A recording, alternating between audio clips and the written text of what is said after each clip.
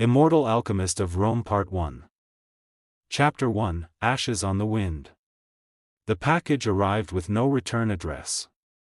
Just a Roman coin taped to the front, worn, scorched, and stamped with the face of Nero. Magnus felt the blood drain from his fingers as he held it. For centuries, he'd felt the fire fading. Forgotten by time. Hidden by lies. But this? This was a message. He stepped back into the dim light of his antiquities gallery in Berlin, the ticking of vintage clocks muffled under thick layers of dust and silence. He locked the front door, drew the shades, and took the box to his private study. The smell hit him before he even opened it, sharp, metallic, and faintly sweet. Like lightning striking gold. With gloved hands, he carefully cut the seal. Inside was a vial, no longer than a finger. Inside it shimmered golden powder, dense, heavy, and glowing faintly even in the shadows. His heart stuttered. He hadn't seen it since 64 AD. Taped beneath the vial was a note, handwritten in Latin. "You started it. You'll finish it. L." He sat back, the name Lucian surfacing in his mind like a scar tearing open. It wasn't possible. He'd watched the temple collapse. He'd burned the journals. He'd shattered the stone. Hadn't he? Magnus stood and crossed to a shelf lined with ancient scrolls, dust-covered grimoires, and metal lockboxes etched with runes. He reached into the back and pulled out a worn leather notebook. Inside were sketches of fire-marked lungs, necrotic skin with golden veins, and formulas that should have never been written. He flipped to the last page. Empty. Until now. Magnus wrote 3 words. It has begun. He stared out the window, toward the frozen Berlin skyline. Then turned to the past. And remembered the night the world first burned. Rome, 64 AD. A scream tore through the marble halls of the imperial palace as orange light bathed the sky. Nero played his lyre in the courtyard, smiling like a child at festival. "Magnus," he said softly, without turning. "Do you smell that?" Magnus did. Smoke. Charred wood. Boiling pitch. And something worse, alchemical fire. The golden powder had been stolen. And now Rome was burning. Chapter 2, The New Flame. The news broke just after midnight. Historic museum fire in Rome, no casualties, but artifacts missing. Magnus stared at the screen, unmoving. The footage was grainy, taken from a phone across the street. Smoke rolled from the roof. Firefighters rushed in. But what held his attention, what made his stomach twist, was the shadowed figure walking straight through the blaze. Not running. Walking. Unafraid. Untouched. He recognized that walk. That arrogance. He hadn't seen it since the palace burned. His fingers clenched around the edge of the desk. He didn't need to ask what had been taken, he already knew. He reached for the black case hidden beneath the floorboards and opened it. Inside, a bundle of aged parchment, a carved obsidian ring, and a lockbox that hadn't been opened since Napoleon marched through Italy. He entered the code. The lock clicked. The lid lifted. A shard of translucent crimson glowed within. The last known piece of the Philosopher's stone, its pulse still warm after 2,000 years. And now, someone had made more of the powder. But they weren't him. They didn't know how to stop it. He needed answers. Fast. Eva Rinaldi adjusted her bulletproof vest and stepped under the yellow tape cordoning off the museum's charred remains. She hated museums. Too quiet. Too full of things people shouldn't be allowed to touch. But this one? This wasn't arson. Not normal arson. Not when fire burned in concentric patterns. Not when stone had melted. And definitely not when security footage caught no source of ignition, only a man in black, his face hidden, his body surrounded by shimmering gold dust. Her partner handed her a sealed evidence bag. "We found this in the archives." She frowned. "A coin? Not just a coin." Nero's face. Uncirculated. Too perfect to be real. She turned it over. Her breath caught. The edge wasn't worn. It was sharpened. Like a blade. Magnus was already on the next flight. Rome had burned before. He would not let it burn again. Chapter 3, The Woman from the Fire. The arrival gate at Leonardo da Vinci Airport was chaos. Magnus moved through it like smoke. No luggage. No phone. Just a worn leather coat and a steel-eyed focus that made people instinctively step aside. He barely glanced at the armed guards near the customs exit. Rome was on high alert after the fire. And if what he feared was true, it should be. Outside, a black car was waiting. He didn't need a driver. Magnus always made his own way. The city had changed, but not enough. The bones of Rome never moved. He directed the GPS to take him to the ruins of the museum. But before the car could even reach its destination, he noticed a line of unmarked vehicles, police drones circling above, and a small crowd of reporters shouting questions at a woman in black tactical gear. Eva Rinaldi. He didn't know her name yet, but the way she walked, the way the scene moved around her, told him everything. This wasn't a detective. This was a hunter. And she was already on his trail. Eva crouched near a heat-warped pedestal that used to hold a Roman funerary mask. Now it was just ash and metal. Her gloved hand hovered over the floor. "Not just burned," she muttered. "Fused." "Excuse me," said a voice behind her. Calm. British. Ageless. She turned sharply, hand on her weapon. Magnus raised his hand slowly. "I'm not a threat. But I do know what that is." Eva narrowed her eyes. "You just walked through a restricted scene. I don't usually need permission to investigate my own mistakes." She stared at him. Tall. Unnaturally calm. Too clean for someone who claimed ownership of a fire like this. But there was something in his voice. Not arrogance, regret. "Who are you?" she asked. "Magnus," he said simply. Just Magnus. She didn't like that answer. "Do you have ID?" "No. But I know the dust that was used here. I've seen it before. And if you don't help me stop the people who stole it, Rome won't survive the next fire." She raised an eyebrow. "You're serious?" Magnus looked around at the melted stone, the scorched air, the shimmering gold flakes still embedded in the cracks. "I'm always serious when Rome is burning."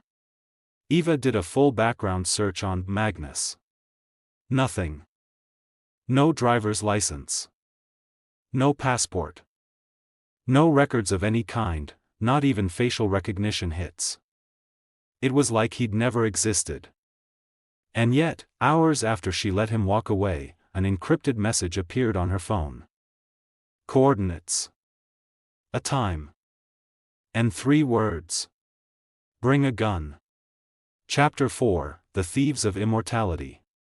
The meeting place was a tunnel beneath Trastevere, abandoned rail lines that once fed the industrial underbelly of Rome. Now, it was a haven for shadows, squatters, and secrets that didn't want sunlight. Eva came alone. Sort of. She had her Glock holstered, a small combat blade in her boot, and a wire transmitter hidden in her jacket. Her department would never have approved this meet. But something about Magnus clawed at her instincts, not a killer, not a liar, but not human either. She found him standing beneath an arched pillar, surrounded by shattered bricks and candlelight. You always meet strange women in underground tunnels? She asked, voice low. Only the dangerous ones. Magnus handed her a flashlight. You'll need this.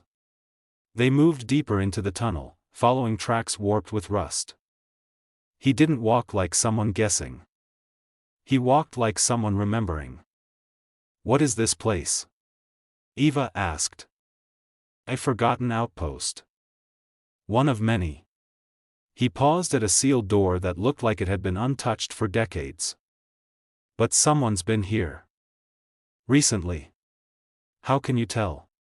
He knelt beside the lock, brushing away debris to reveal faint golden residue, like powdered sunlight clinging to rust. He met her gaze.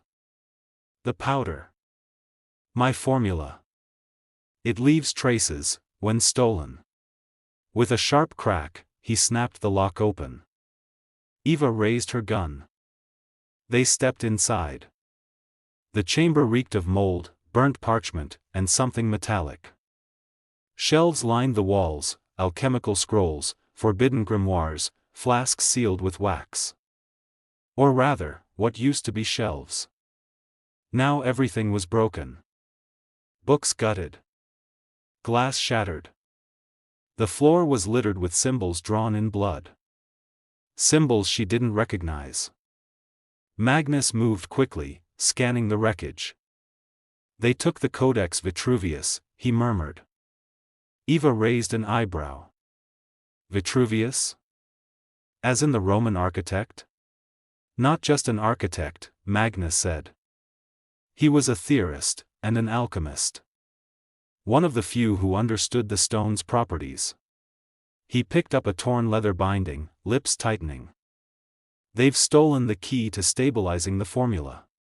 Eva paced toward a stone basin in the corner. There's something in here. She reached in. Her glove came out dripping with gold-speckled blood. Magnus' expression darkened. They've already begun testing it. A noise echoed from the far end of the corridor. A dragging sound. Wet. Uneven. Eva raised her weapon. Stay behind me, she whispered. Magnus didn't move. A figure emerged, barefoot, hunched, body trembling. At first glance it looked human. But the skin, it wasn't right. Gold veins pulsed beneath the surface. One eye had turned completely metallic. The jaw hung loose, disconnected. It groaned. Then charged. Eva fired. Once. Twice. It didn't stop. Magnus stepped forward and, with precise, almost inhuman speed, slammed a vial into the creature's neck. It hissed, flesh bubbling, before collapsing into convulsions. Smoke rose from its mouth. What the hell was that? Eva shouted, panting. A prototype, Magnus said grimly. Failed. Someone's using people to test the dust? Yes. And not just anyone. They're recruiting from the streets, the forgotten, the untraceable. Just like Nero once did. Eva turned back to the blood-marked floor. A sigil glowed faintly in the gold-flecked light. Magnus stepped beside her. His face was like stone. She could see something crack in him. What does it mean? She asked. It's not a symbol, he whispered. It's a signature. Whose? Magnus' voice was barely audible. Lucian's. Rome, 64 AD. A young man, robed in crimson, knelt before Emperor Nero, receiving a vial of golden powder from Magnus' own hand. Use it wisely, Magnus had said. Lucian had only smiled. And whispered, I plan to. Chapter 5, Echoes in Gold. 64 AD. Rome. The alchemical fire glowed brighter than any torchlight. Magnus stood in the emperor's private laboratory beneath Palatine Hill, the room dense with heat and shadows. Columns wrapped in velvet and bronze cast flickering reflections from the cauldron's glow. Thick scrolls were stacked across the marble worktable, ink still fresh from formulas never meant to be read. He'd spent years perfecting the dust. Not to make men gods. Not for power. But to preserve. To save. To defeat decay, not invite destruction. But the moment he saw Nero's eyes, wide, gleaming, manic, he realized the emperor had interpreted it differently. "This is it," Nero whispered, leaning over the golden powder with breathless reverence. "The breath of the gods." Magnus didn't answer. The formula wasn't meant for this. Nero turned, a hand extended toward a trembling slave standing nearby, bound and stripped to the waist. His skin bore lash marks. His eyes darted like a cornered animal. Magnus stepped forward. "That is not what this was for." Nero barely glanced at him. "We'll never know until we test it. Unless you lied, and your dust is only gold glitter in disguise." He snapped his fingers. 2 guards held the slave down. A priest in black robes stepped forward, his face veiled, holding a chalice filled with the freshly mixed powder suspended in liquid mercury. The slave cried out. Begged. Nero raised the chalice himself. "Drink, and be eternal." Magnus turned away. The slave's screams filled the chamber. Bones cracked. Skin blackened and shimmered. The veins glowed gold. He writhed, flesh bubbling as if boiled from the inside. Then silence. When Magnus turned back, the man lay on the marble floor, gasping, alive, but wrong. His chest still rose and fell. But his mouth bled gold. His pupils were gone. The air around him shimmered faintly, unnaturally. "See?" Nero said. "It lives. It suffers," Magnus said flatly. "You've made something that can't die, but doesn't know how to live." Nero knelt beside the creature. "We'll refine it. Imagine an army that feels no pain. Soldiers who never rot. Rome will never fall." He rose. "You've outdone yourself, Magnus." The guards dragged the body away. Magnus didn't speak. But something broke in him. A crack that would become a chasm. Magnus returned to his own quarters and opened a hidden compartment behind a marble panel. Inside were 3 items. A letter from Cassia, written in secret ink. A smaller vial of powder with a slightly altered formula. And a scroll marked, Planum Secundum, Codex Ignis. A second plan. A fallback.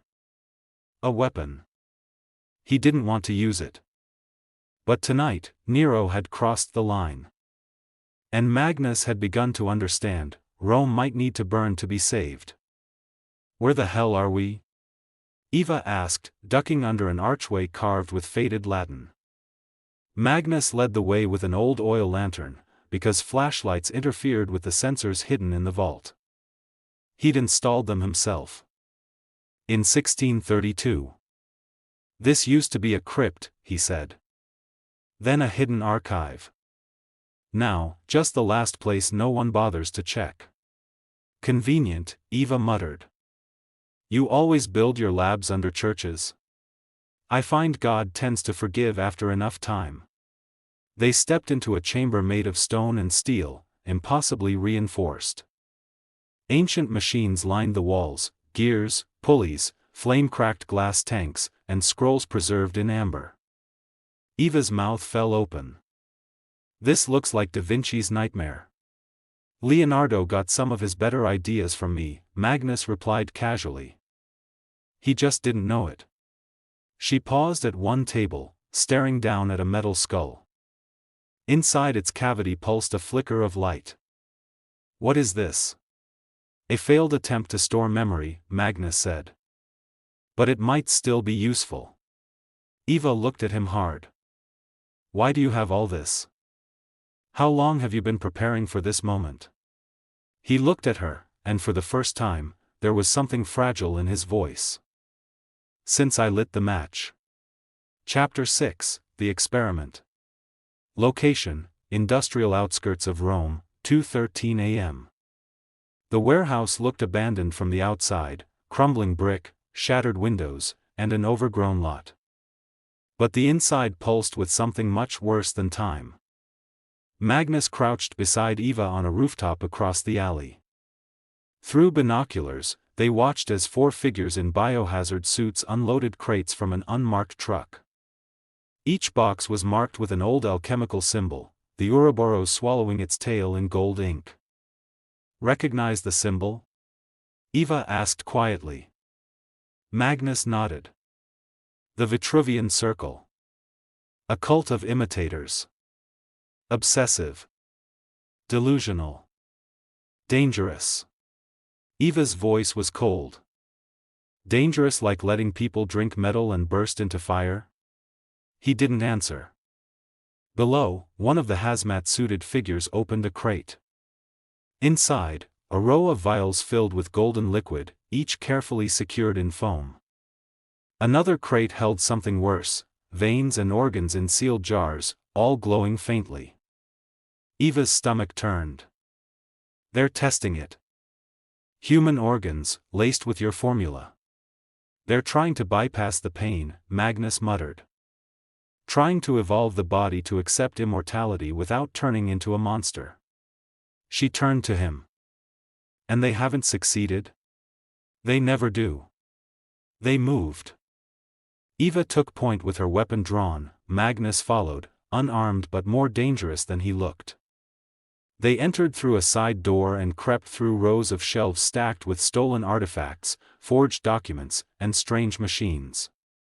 One crate had a shipping manifest stamped with a date that hadn't arrived yet. "Why does this say June 3rd? Eva whispered. "They're moving again," Magnus said. "Preparing for something bigger." Then they heard it, a sound like metal grinding against bone. They turned. A silhouette lurched out from the dark, a man, or what used to be one. Flesh torn in seams where gold veins protruded.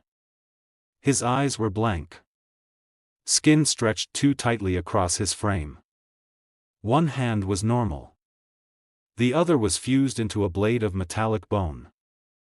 Eva fired twice, center mass. The hybrid didn't flinch. It charged. Magnus stepped forward, grabbing a hanging chain from above and wrapping it around the creature's neck. It howled, but kept coming. Eva reloaded, aimed for the knees, and fired again. The hybrid dropped to one knee. Magnus grabbed a flask from his coat, shattered it against the thing's chest. The liquid inside ignited instantly.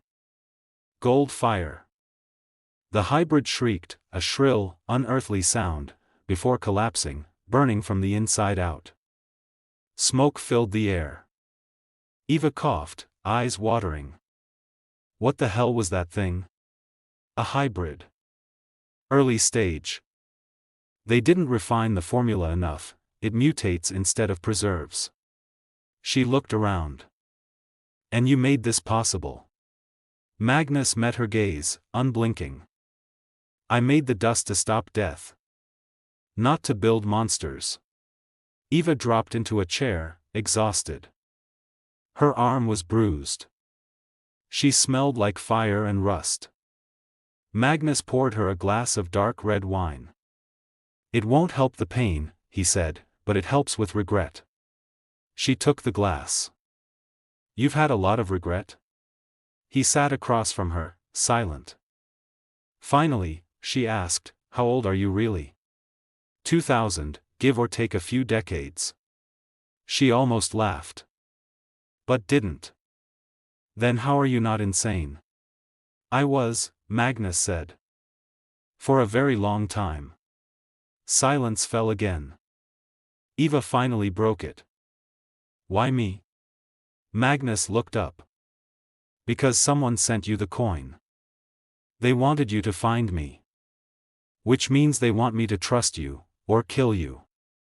And which do you plan to do?" Magnus stared at her, unreadable.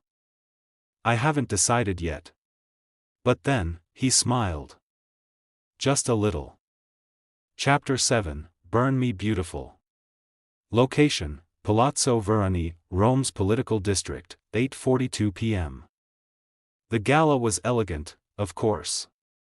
That was the problem.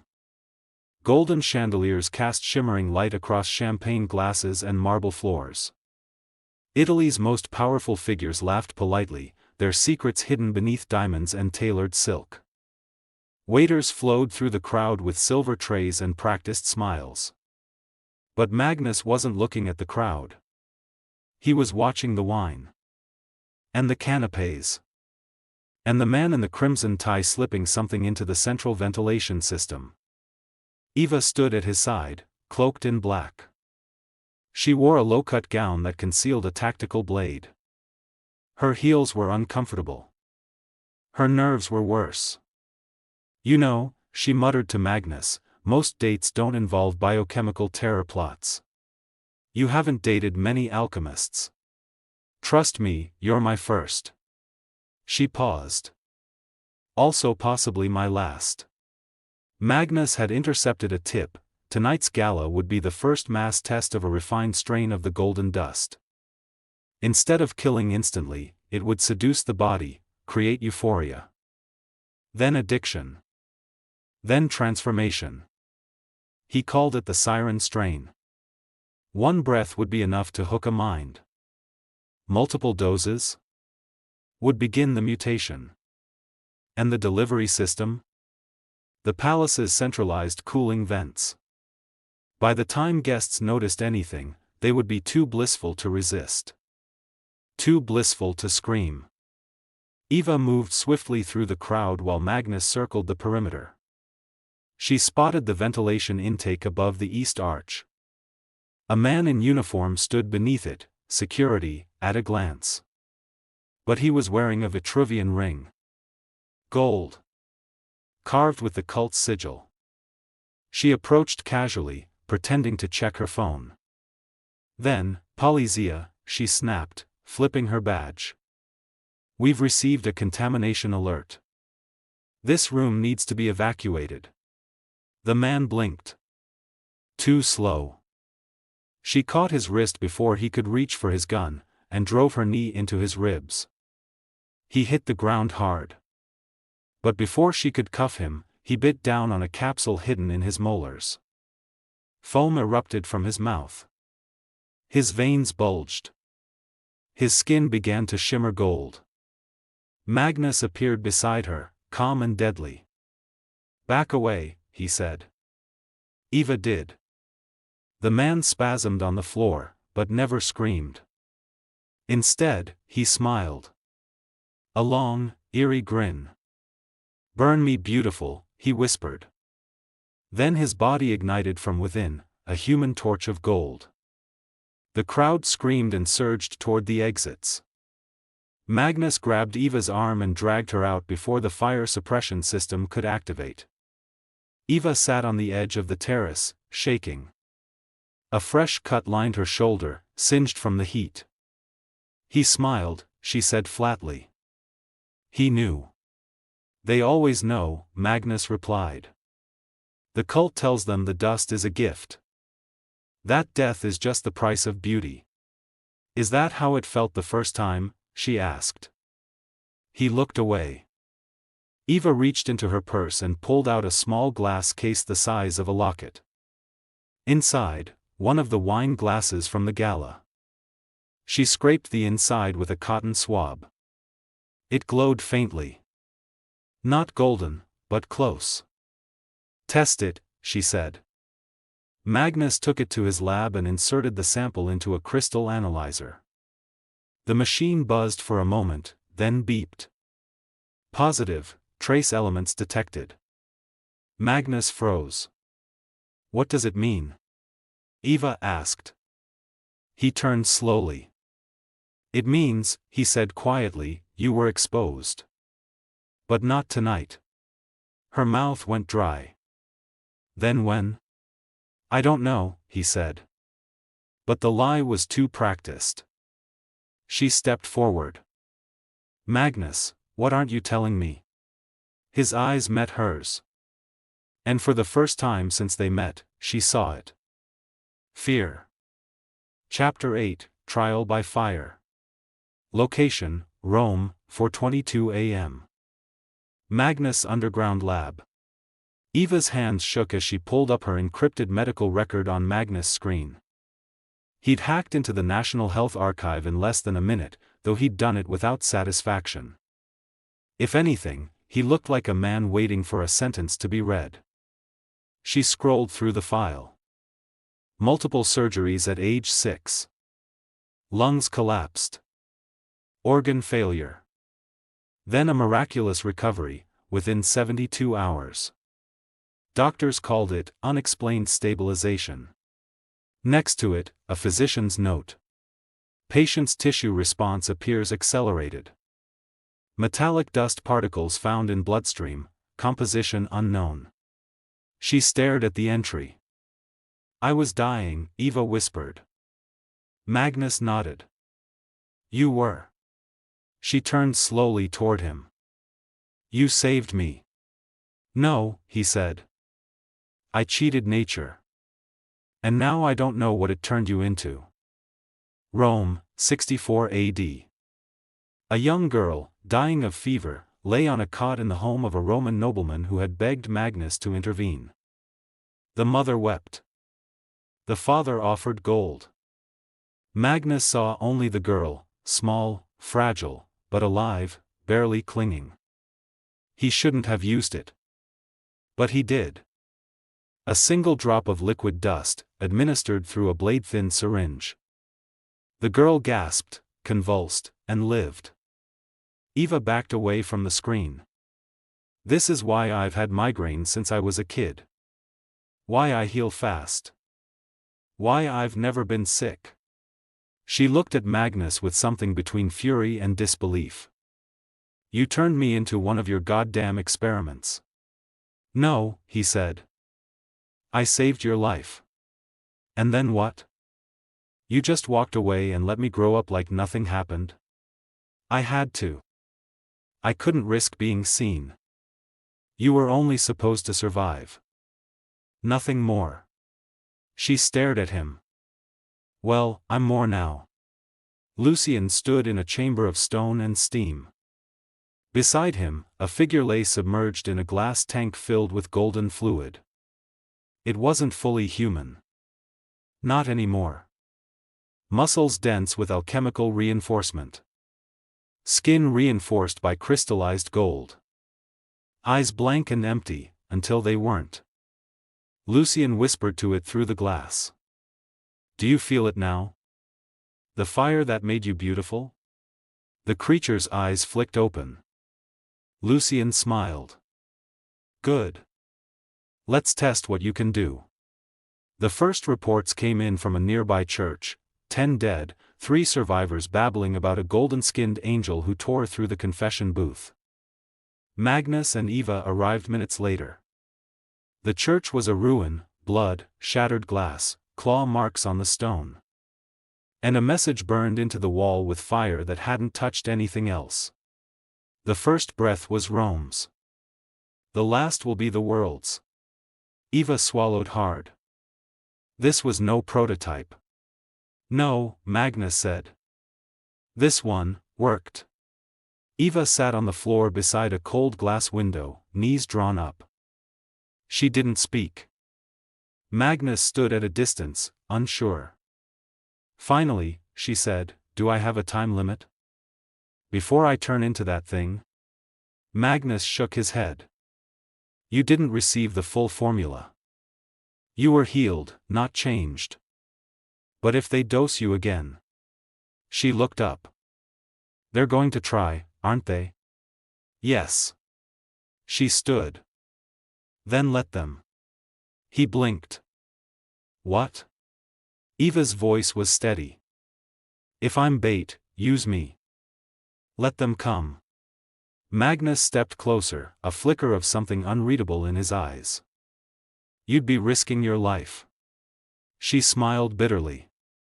It was never mine to begin with, was it? Chapter 9, The Stone Thieves. Location, Rome, underground gala, hosted by the Vitruvian Circle. Eva adjusted her mask. The room shimmered in candlelight, full of shadows and whispers. Every guest wore ceremonial robes and mirrored half-masks etched with alchemical sigils, sun, Ouroboros, and flame. The gala was invitation only. Technically illegal. Definitely insane. But beneath the elegance, the cult's purpose was clear: recruitment. And tonight, Eva was walking in the front door. Absolutely not, Magnus had said. It's suicide. I'll be fine, Eva replied, strapping on the concealed comm device beneath her collar. You said it yourself, they want me. He moved to a desk and opened a velvet-lined case. Inside was a silver necklace bearing a black stone, small and jagged. This is a splinter from the Philosopher's Stone, he said. Diluted and deactivated. But if crushed, it creates a 10-second pulse of null energy. It'll neutralize anything alchemical within 5 meters. He hesitated. Use it only if you're about to die. Or worse, change. Eva smirked. You really know how to calm a girl's nerves. She stepped through archways lined with Latin phrases carved in bone. Down the marble staircase, chandeliers hung upside down from the ceiling like inverted fireflies. A man in red robes greeted her at the bottom. Name? Kasha, she said coldly. He smiled. A name from the old fire. How poetic. He waved her in. As she passed through the hall, she saw the crowd swirling: politicians, celebrities, soldiers, artists. And every one of them whispered the same words. Ascension is near. At the center of the room was a raised stage. On it stood Lucian. He no longer wore a mask. His face was a ruin of flesh and gold, half man, half metal, his right eye a molten topaz. He raised a goblet. Tonight, he announced, we honor the one who gave us the first fire. He lifted something in his hand. A fragment of the Philosopher's Stone. The real one. Magnus, watching from a hidden live feed, went pale. They've found one of the originals, he said. One I hid under the Temple of Vesta. Eva's earpiece crackled. You said they were destroyed. I was wrong. Suddenly, silence fell in the room. A door behind the stage opened. Out walked the hybrid. Only this time, it walked perfectly. Smoothly. No twitching. No spasms. Its skin gleamed with fine gold. Its eyes had pupils. And then, it spoke. Thank you, it said in a flat, echoed voice. For making me beautiful. Gasps rippled through the crowd. Lucian turned to the audience. Meet Antaras. Our first perfected vessel. Antaras raised his hands. Golden powder fell from his palms like glittering ash. Some in the crowd breathed it in. Some began to weep. One man screamed in ecstasy and collapsed. Eva fought back nausea. Lucian's voice thundered, he is not human. He is what waits for us all. Eva slipped through a servant's corridor. She had to find the stone fragment before it disappeared again. She passed a side room and froze. Inside, a stone basin filled with blood. And beside it, her medical records. Magnus' formula. And a chart labeled Project Reclamation, Subject 17A, Eva Rinaldi. Her hands shook. She grabbed the file, then turned. And came face to face with Antaras. Up close, she saw that his golden skin had cracks, fissures revealing twitching red muscle beneath. His eyes weren't just human. They were copies of hers. Subject 17, he said. Eva drew her hidden blade. You talk too much. He lunged. Magnus watched through her feed, heart pounding. She rolled under the hybrid strike, kicked a table into its path, and crushed the black stone against the floor. Boom! A blast of crackling light surged through the room. Antaras collapsed, screaming in a metallic howl as the alchemy within him shorted out, veins flashing black. Eva grabbed the stone fragment from the altar. Then ran. Across every empire, every forgotten age, stories still whisper. If this tale stirred your spirit, leave a like to honor the echoes of the past. Share your thoughts in the comments. Every voice weaves a new legend into the sands of time. And subscribe to our YouTube channel Historical Fantasy Stories, where myths walk beside history, and every discovery changes the world. The next forgotten legend is waiting to be found.